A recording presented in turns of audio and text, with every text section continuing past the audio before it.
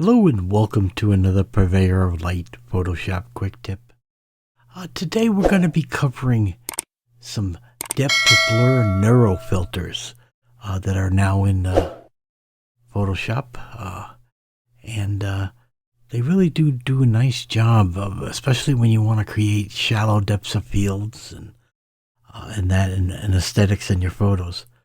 So I have this photo here, and as you can tell, I do have a slight depth of field drop off in the back, which isn't bad, but I wish it was a little more intense and it covered a little bit better. So I'm going to use the Neuro filter to see if I can get the effect I want. So it's simple. We just simply go up to filter and then go to Neuro filters. And then with Neuro filters, you're going to come down to the photography section and you're going to see depth blur. And I want you to click on that and then activate the switch there. And it'll go in and analyze your photo automatically the first time. And it'll do what it thinks is right. It automatically, by default, selects the subject, which you can see that's checked. And it did what it thought was the correct amount of blur and the depth of field that we wanted. It's not what I was looking for, so we're going to make some changes. So the first thing I want you to notice is we let Photoshop make the determination on where the subject was and where we wanted the focus to be. And sometimes that'll work and sometimes it won't work. So I myself uncheck it. And now I'm going to tell Photoshop where I want the focus to be. Okay, and you can see everything went blurry. And I have this little preview thing here. Wherever I click, if I click in the back, you'll notice the picture is now changing focus. If I change it over to this column, okay, focus changes over to this column. And if I click over to her face, you can see I brought the focus over to that plane. So that's a really great way to move your focal point on the image. Okay, and I want her face to be in focus, so we're going to leave that there. Now the focal range, think of this as your total depth of field. Okay, how big of a depth of field do you have for focus? You can see I'm on her face and then we quickly drop off. So if I were to turn around and increase the focal range, okay, you see less is being blurred because we're changing the depth of field. If I move all the way over, you can see that almost all of it is in focusing or trying to focus. This is, again, you're going to be your aesthetic for your photo. So you adjust this till you find a realism that you have. And I'm liking this right now for a focal range. And then simply we come down to the blur strength, and that is exactly as it's labeled. You bring it all the way over to the right and your blur is going to be maximum. So if I pull that over, you'll let it calculate and see, boom, it's blurred the entire range here on the left. And if I turn around and bring it over to the left, it's going to reduce the blur and that. And depending on the speed of your computer, it may take a second or two for it to do the calculations each time we make changes. So the blur strength, I'm going to just come in until I'm happy, let it draw a little bit here, and then I'm going to decide how I want it. Okay, what looks aesthetically pleasing to my amount of blur, because we don't want the blur to look fake, right? So I'm going to decrease the focal range a little bit here, and maybe a little bit more. There we go. I'm increasing the amount of black background blur and maybe a little more on the strength side.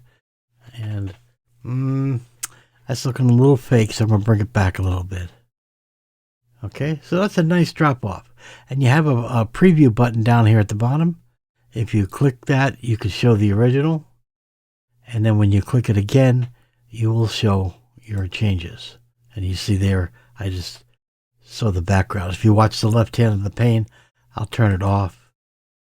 And then I will turn it on. Okay? So that shows you the before and the after, the effect we're going for. Additionally, you have these controls. We go down through here. we have haze. And sometimes a haze can be a nice effect to put in. If we increase that, we'll bring a haze into the photo. And sometimes that's a nice atmospheric touch to the photo. Not so much for this particular photo, but maybe if it was an outdoor photo, maybe a haze would be a nice effect. Okay. Temperature, tint, saturation, and that you can change all those things here. But personally, I wouldn't even mess with them in here because those type of changes I would actually do within Photoshop's normal controls. Okay.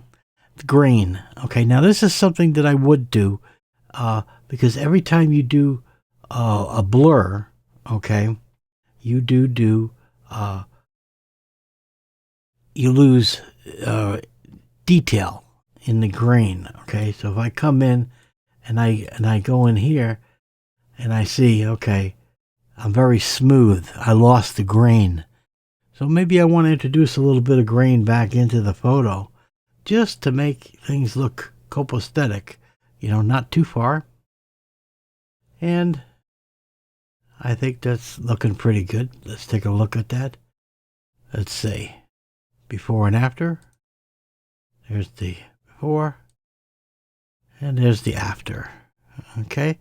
Now, I want you to understand that this is a neurofilter, and it's different than if I were just applying a generalized blur within Photoshop.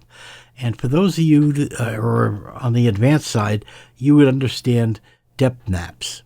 Okay.